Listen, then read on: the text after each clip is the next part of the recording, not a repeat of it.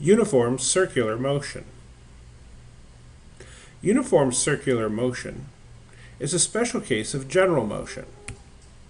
The particle travels on a circular path with a constant speed and radius.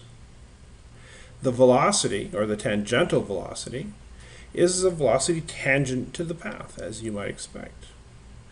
The centripetal acceleration always points toward the center of motion and is perpendicular to the tangential velocity. The net force which results in uniform circular motion has the form centripetal force is equal to mass times the speed squared divided by the distance to the center of motion, which we'll simply call r from now on. Notice that the centripetal acceleration we can obtain by simply eliminating the mass.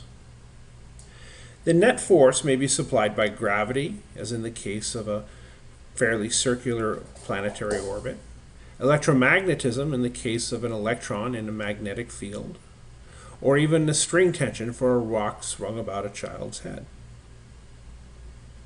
The acceleration, of course, as we said before, the centripetal acceleration, takes the form of the velocity squared divided by r. If the central force is ever released, the particle will resume uniform motion. In your lab, you're asked mainly to determine the relationship between the angular measures.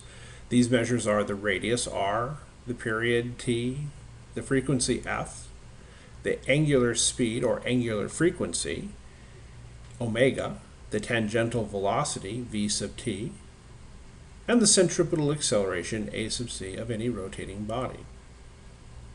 The period t is the time to complete one cycle of the system. In other words, the time to go completely around one time. The units of t are in seconds. Frequency, f, is the number of cycles completed in a given time.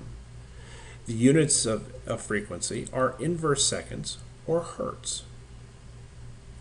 Angular frequency, or angular speed, with the letter omega, is measured in radians per second, but also 1/seconds, but not hertz. Note that the frequency is the number of cycles completed in a given time, whereas the angular frequency is the number of radians covered in a given time. The relationship between these three variables can be summarized with the equation I've just displayed below. The angular speed is equal to 2 pi times the frequency, or if we use the inverse relationship between the frequency and the period, the angular speed is also equal to 2 pi divided by the period. If you examine this relationship, you'll see that there is no reference to the radial position in any three of these variables. This means that in any rigid rotating body, these are going to be the same no matter where you are on that body. If, for instance, you have a rotating plate, a bug near the edge of the plate is going to have the same angular speed, frequency, and period as a bug placed a little closer to the center of motion.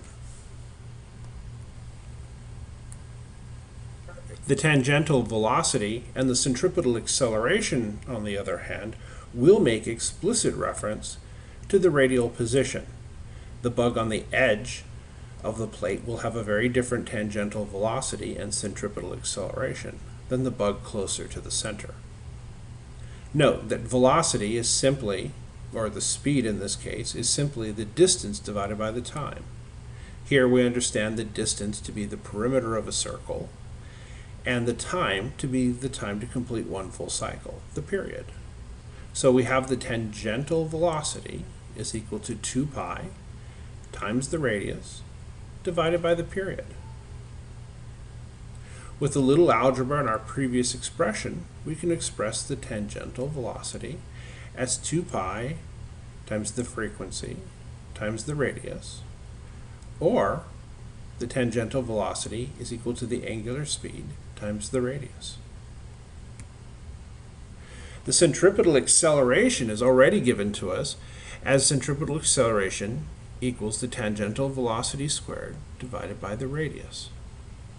Again, with our previous expression for the tangential velocity, we can substitute that in to our expression and obtain a slightly simpler version.